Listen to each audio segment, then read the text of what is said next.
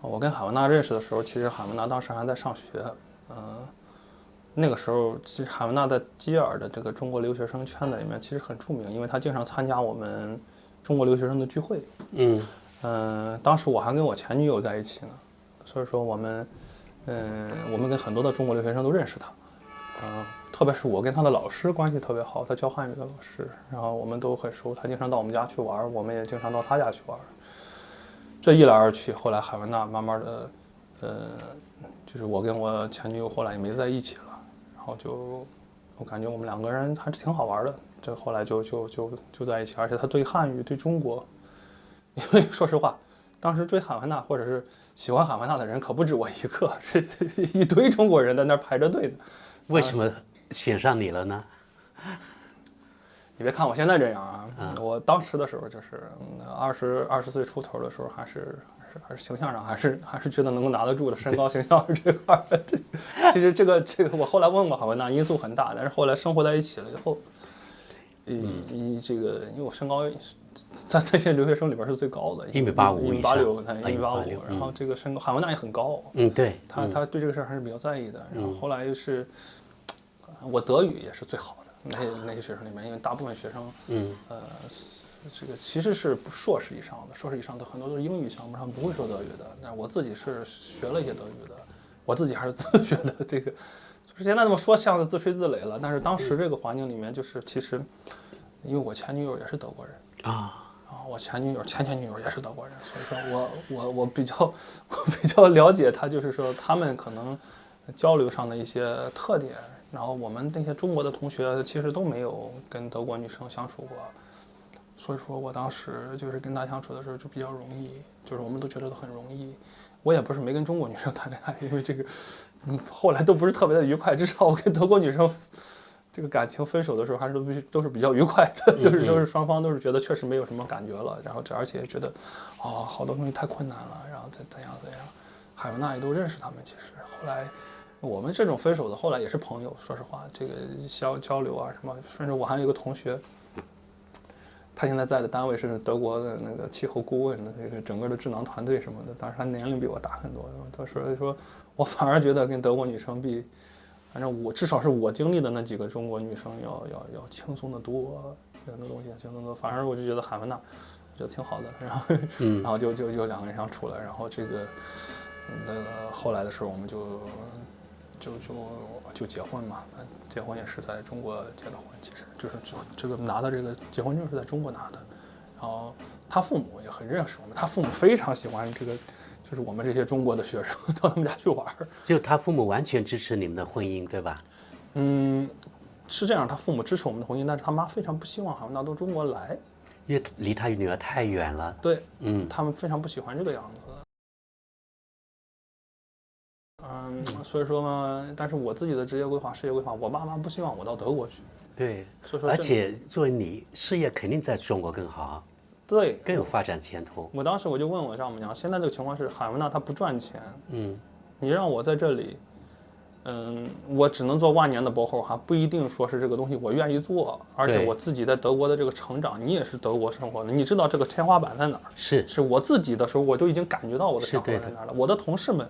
科研表现不如我好的，老师们给大量的机会的，然后拿项目，尤其是如果是女性，然后呢，我自己主张的很多东西，然后会上就是推不过。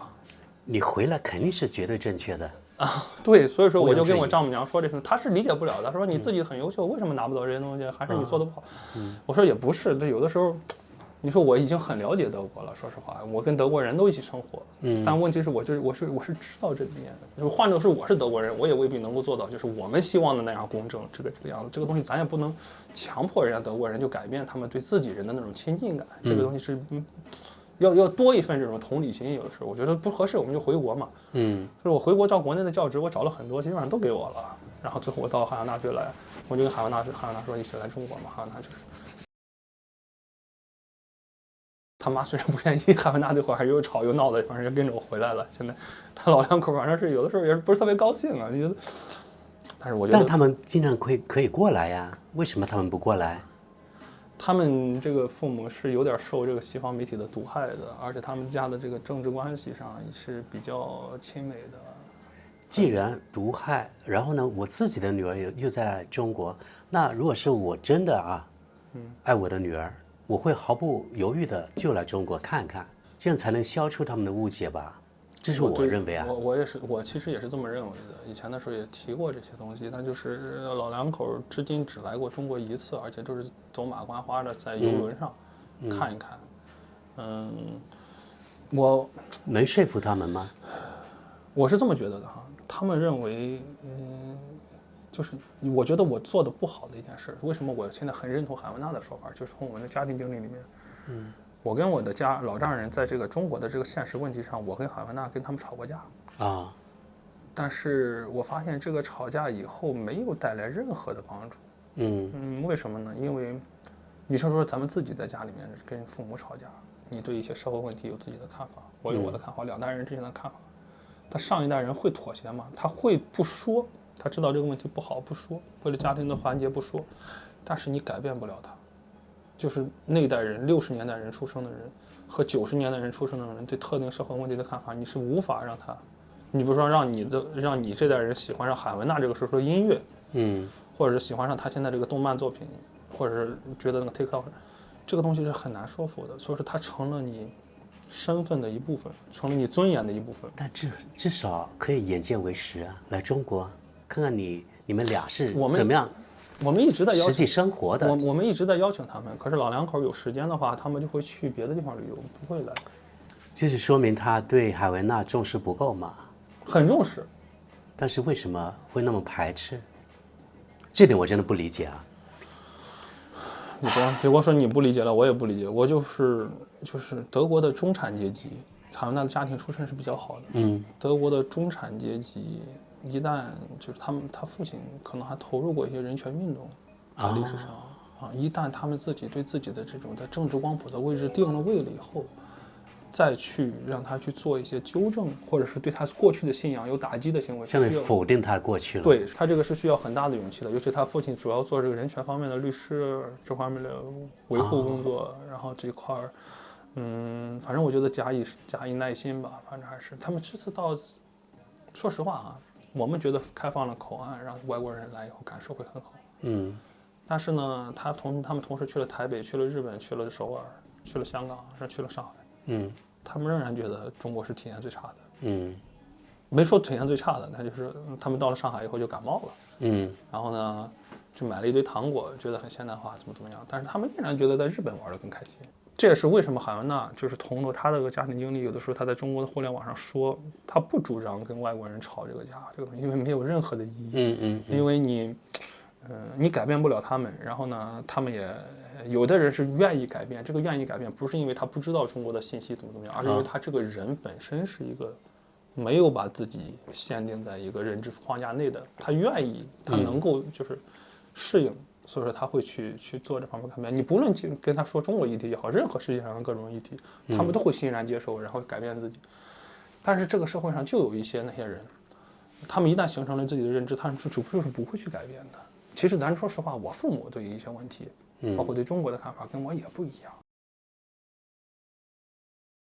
我就会跟我父母，我现在对于就是德国人对中国有一定的偏见，我不像刚到德国的时候那么敏感了。我在德国毕竟10年了，你时间比我更长，你可能刚来的时候觉得德国人一些偏见什么，哎呀，这么难受，挺冒犯性的。但时间长了以后，你发现，嘴是长在人家身上的，你的耳朵是长在自己身上的，你可以去选择听，你不听就是了，但是你没有权利强迫别人不说。对，所以是我自己其实短短的10年，其实也是在德国经历了一些事情。比如我刚开始上德语课的时候，我们那个德语老师就是很反华的，他是达赖喇嘛的信徒。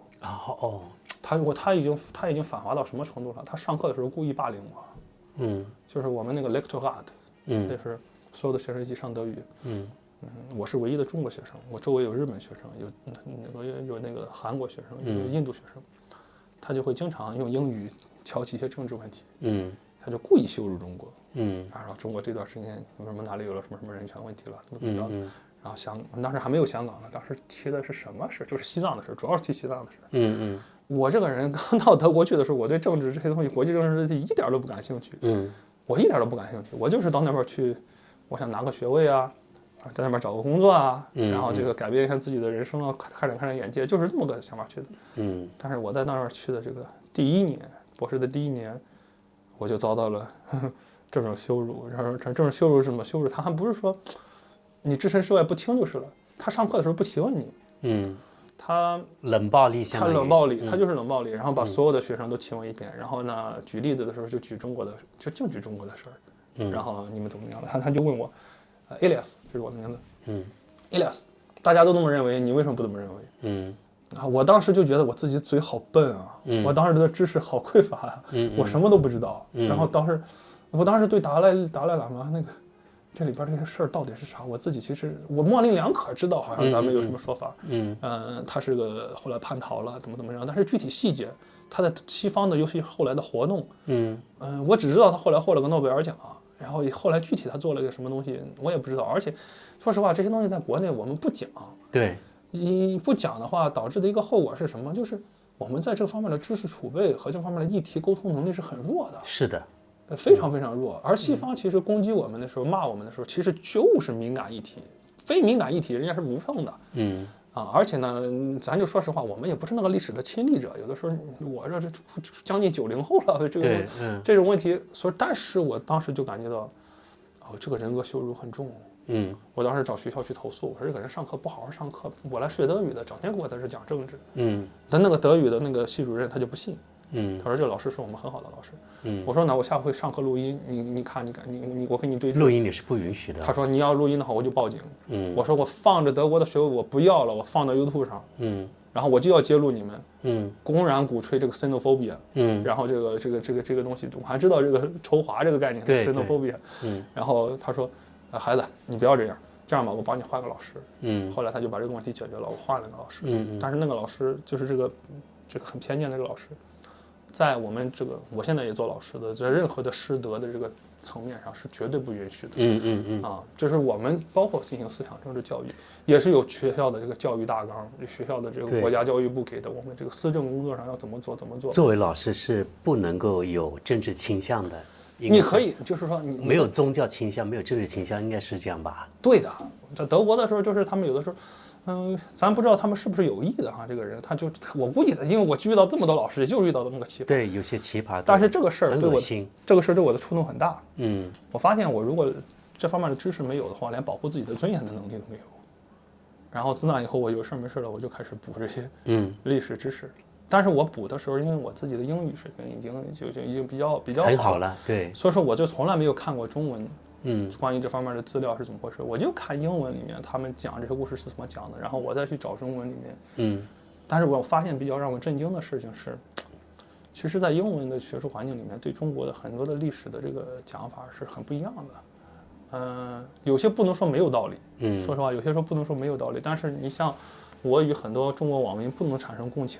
因为所以说我不做这个中国的自媒体的原因，就是因为我在敏感议题上的信息来源很多是从西方那边先找，我先假设他们是对的，然后我再去到中国的环境里面去找那些证据来否定他那些东西是对的。其实大部分他们讲的东西，我们凭我们的知识实际上能够给他打破的。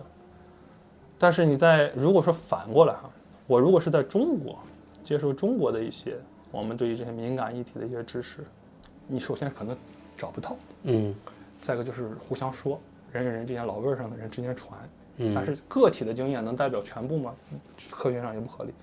再一个就是翻外网，你翻外网，如果你不会英语的第一个后果是你翻外网看到的这个关于中国敏感议题的东西，都是什么大纪元啊、法轮功啊，他们那些人的东西，他们是中文的，他们告诉你们的一定是很负面的。对，是。而且我也可以告诉你，如果你综合了各方面的资料来看，他们说的也都是不对的，他们说的都是不对的。不过像我们正常人一般来说都不会相信什么大纪元这种东西反正是你那翻墙的那些工具什么的，打开基本上都会给你推一些这些东西。以前的时候我用的平台上面都有这个问题。咱就说进到下一个议题里面，海文娜。在中国的互联网上受到了一些不公正的待遇，这个我是看在眼里的。这个事情说起来很复杂。我刚才讲了我自己的这个情况。海文娜今天上午给你做采访，他也说了，德国《世界报》说我在后面操控海文娜，然后说我是中国的特工。现在甚至连中文的很多人也说你在后面操纵他。但是你注意到这里面的这个矛盾了没？啊，对呀。他德国《世界报》是站在西方那一边，是站在反华的那一边，骂海文娜骂我的啊，那说明我在他们眼里我是中国的，还说你可能是中国政府的那个间谍啊。对，反正他们写的材料反正也交给美国海军实验室了，反正是我的名字在里边赫然在列啊。你说我这样的人，他们认为是间谍，然后呢，在中国的网上，然后他们认为我是西方的，说你是公知，我说我是公知，我说这个人，到底哪一家说我是对的？然后我这个我就觉得特别的无语。为什么无语？因为这两方，发表这些主张的这两方，都是这个社会里面最激进、最情绪化、最不冷静的那个群体。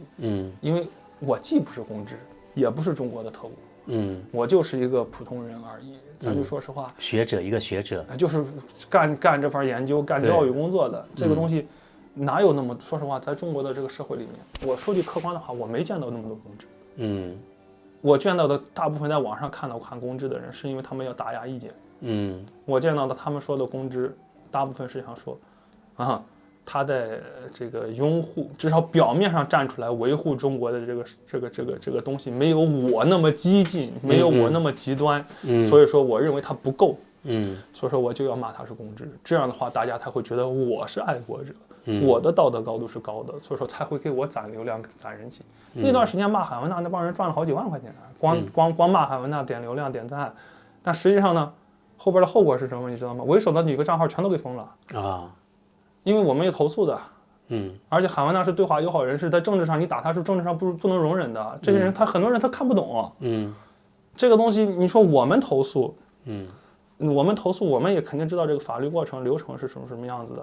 然后这个学校这边，如果海文娜思想政治有问题，如果我有思想政治有问题，那早就出事了。对，再说话，我还是我们学校里面有些课程，这个思政单元的讲课的，大家学生的反应就是我讲的比那些空话，讲的要透，尤其是我有海外经验的，是对学生的那些困惑，才能讲得更清楚。你让这些网上的这些人，让他们去对学生讲思政，我告诉你，最直接的后果是什么？同一年龄段的这个学生，你让他跟欧洲学生辩论，他是辩不过的。如果你就听这些东西，因为我自己都觉得他讲的都不对。这个东西，你像他们有些人现在在上海的一帮人学者，现在要干的一件事是，他们要解构西方科学。他认为西方的科学的范式是错的。那个东西是带意识形态，是有利益的。所谓科学的东西是一种有意识形态的，有这种说法不对。为什么呢？因为他们接受了很多西方的一些政治学理论，他们认为这个政治学理论只对西方适用，对中国不适用。他们很多人这么认为，所以说他们这套科学理论、这套科学体系是要错的，是要打倒的。恰恰相反，我告诉你，恰恰相反在哪儿？是因为他们所做的这些结论，就是西方的这些偏见的人所做的结论，恰恰是不是科学的，他才有这种偏见，他才有意识形态，他才有政治的色彩在里面。我们要做的不是说要颠覆科学传统，而是要让它重归科学传统，让我们各方都站在科学的这种指标下去做东西。这样的话，做出来的东西让群众才能信服，才能给我们做出科学的指导。所以说，现在有相当部分的力量其实是在跟这个。我从我的看法上来说，而且是在媒体上占据主导力量的这个大的爱国的声音，实际上是对我们的国家的发展具有反作用的。你最近看这个登月否定登月的，还有否定这个亚里士多德的存在的，这都是在中国顶流的爱国者，那些被人尊敬的，甚至拿到国家津贴的这些人说的话。你想想，你就说啊，亚里士多德这个词儿不存在，对海文娜的这个冒犯很重的。他们说我们从学亚里士多德学康德，我们小学的时候，我们上学的时候就在学。你这说的是啥意思？你们啥是顶流的爱国者？我跟你们站在一起，我成什么了？然后你跟我你说，我一开始不知道你们是这样的。如果是你们是这样的，我不跟你们站在一起，因为你们是我们的这个政治社会里面，你们是极右翼那帮的，你们是 AFD 那帮人，你们是那种反智的，然后觉得权威的这些都是错的，科学的东西都是错的，否定气候变化，否定这个历史啊。然后这些东西，所以他不能接受。就是我就看到他在那群里边，他有21个管理员，包括德国人，包括中国人，他们就在那儿探讨这个事儿。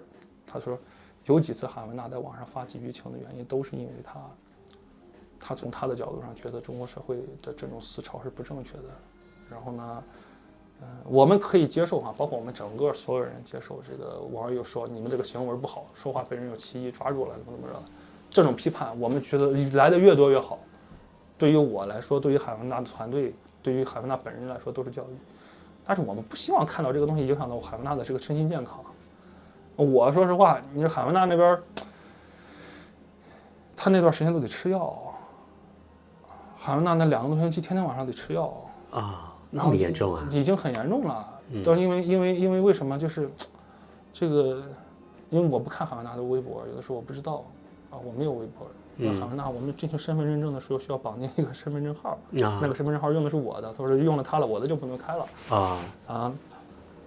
我进去以后我一看，我的天哪，成百的那个就是那种网暴的留言在他的信箱里面，然后就是白皮猪滚出去杀了你，然后怎么全是这种话。像这种话应该不被允许的吧？当然不允许了，但是你能有经历？那网管呢？你能有经历这么几百个的举报吗？海文娜的那个海文娜关于大麻合法化的争议的这个帖子，全中国至少2000万人知道。就是这个2级的，胡锡进自己本人粉丝就得1000万。他们都知道，然后再加上我们保守的估计，扩大1倍的传播量，至少2000万人看到过这个事情。这不是一个小的体量，在他的所有的社交媒体账号上都会吸引这方面的火力的。实际上，很多网友对这个问题，咱刚才说了一个很重要的问题是，敏感议题在中国的探讨是不足的。这就导致了一个后果是什么？就是在敏感议题的交流上，一般的中国人是打不过西方人的。你可以对任何非敏感议题，我们就可以自信，像中国的现代化建设成就，不敏感。中国的这个，但是实际上涉及到敏感的问题，你随便拎一个人出来的跟西方人，就稍微有一定的知识水平的西方人打，未必打得过。台湾问题就很简单。很多人其实解释不清楚台湾问题到底怎么回事。你包括这种文革问题、6·4问题，它首先，这次我是没有意识到海文娜的这个大麻的这个帖子是怎么回事。说实话，这个帖子是怎么出来的？我觉得海文娜是被人设了套了。海文娜的微信里面有很多人给他留言，让他讲一讲这个事儿，就是那种在微博里面是@，在微信里面也是@，反正是他都能收到。他在一段时间之内，有的时候看这些东西的时候，大量的接收到这个东西。然后呢，他一看这方面相关的这个评论，包括中国的顶流的一些大 V 写的东西，都是在骂他们。海文娜本人其实不支持大麻合法化。你那个原博里边你看了，他其实觉得大麻合法化，他觉得是理由不充分的。但是呢，他觉得这个事儿议题并不重要，他真正的立场是，哎呀，反正合法化就合法，反正我不抽。反正我不抽，你们爱怎么着怎么着吧。但是他的意思是说，这个议题，你中国跟我们德国的文化是不一样的，你没有必要上升到说我这个国家多堕落，我们国家的人民多差劲，所以说才会这个样子。这个东西，你没有考虑到我们国家的这个社会现状。我从我的角度上，我觉得可以理解，没什么问题啊。然后我自己从头到尾看了看这个东西。我对一个事情它的描述，当时我没有太在意，因为他这个帖子写完了以后，我是管理员做了第1稿，然后我自己负责第2稿的审核。我审核第2稿，我看的时候都已经深夜了，我寻思再找人家专业的记者给看一看行不行，我就得打扰人家的。海文娜第2天白天想发出去，我当时也是没管，我说我帮你看完就投出去吧。当时它里边有一句话，他说酒精的合法化，酒精的毒性比大麻更高。实际上，所有的这个争议都是这句话导致的，其他那些都不算。说实话，就这句话。我是发出去了以后，我上完了1天的班回来以后，海文娜说我被攻陷了。我说怎么了？我说你这个大家都在骂。我一看，我天哪，这个力度是要让你退网，要把你往死里整的。我告诉你，力度到了什么程度？就是为首的那几个账号在1天之内能够发上百条。然后做表情包，然后呢，海文娜所有的这个社交媒体账号上，都是他们这个原博或者是这些黑他的这些人做的这个短小精干的那种最能调动情绪的帖子，截图，直接啪贴到海文娜的评论区，几个小时之内上百的点赞，就是那个东西把那个推楼推上去了。这种有组织性特别强。然后呢，稀里糊涂形成了一个短期的这个舆情爆炸，然后就会裹挟很多其他人都参与进来，因为你这个东西一旦成了一个热议的议题，就会有很多的中立者加入进来谈话，整个的风向肯定是不站在海文纳这边的。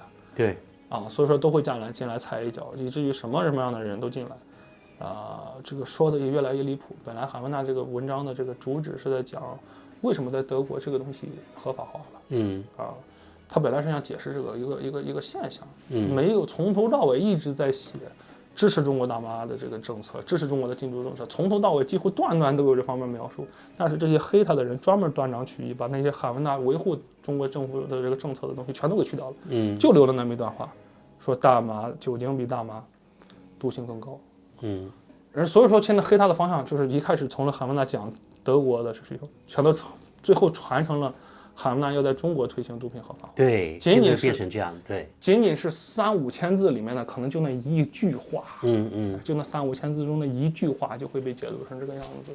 那你说海文纳冤不冤？海文纳很冤的。海文纳从2018年开始就开始维护中国的这些东西，你说他最后被这样对待，而且很多网友吧，他其实明知道海文纳以前做过这个对中国有利的事情，而且一直在做的事情，他完全不能理解海文纳为什么从他的角度上来说，在中国的互联网上感受到那么多对德国人民的恶意，他的感受是什么样子的？海文纳有时候在网上他是在家里就跟我抱怨，他就说我帮助中国这个事到底错了还是对了？我怎么觉得中国的网友的素质比我们德国的还要差？你说我帮助，我说我心里一直觉得中国崛起是对世界是很好的事，但是如果13亿的人口里面的人的素质是这样的，我现在觉得美国也不算太坏，因为你不觉得？他就说你不觉得你中国那些网民里面那些顶流的大 V 里面其实都是新纳粹吗？我说我的判断跟你一样，但是中国是有中国共产党领导的，他们这帮人在网上也就是这样而已。你说他们不可能颠覆中国共产党的政权，而且在中国共产党下，这种反制的东西，他们也没有太大的空间。说实话，因为你别说我了，你别说他们了，我都是在体制内的。你要在气候变化上搞反制的，你问问他们能过得了我们科学家这关吗？你看他们国造声音很大，他们有谁能够捅破得了我们建立的这科技部和这个教育部的这层网？能死他们！海文纳有的时候他就出不来，他就觉得。他就陷入到了很强烈的对过去这2年对中国的这种贡献的这种巨大否定。这些是怎么带来的？这些全是中国社交媒体带来的。海文纳从一开始到现在的人格，包括他的价值都没有变。他从一开始批判西方，也是因为觉得就是中国被不公平的对待了。我站在这个德国的利益和人类的这种良知上，我要替中国说一句话。他也没有站在中国要主宰世界，西方是恶劣的，我必须要打压西方，我必须要仇视藐视西方，我必须要。他很清楚德国社会里面哪些人是反华的，他非常非常清楚。他就跟我说，从他接触的里面，他感觉德国的记者、德国的军事人员、德国的一些政客、德国的一些学者，基本上是反华的。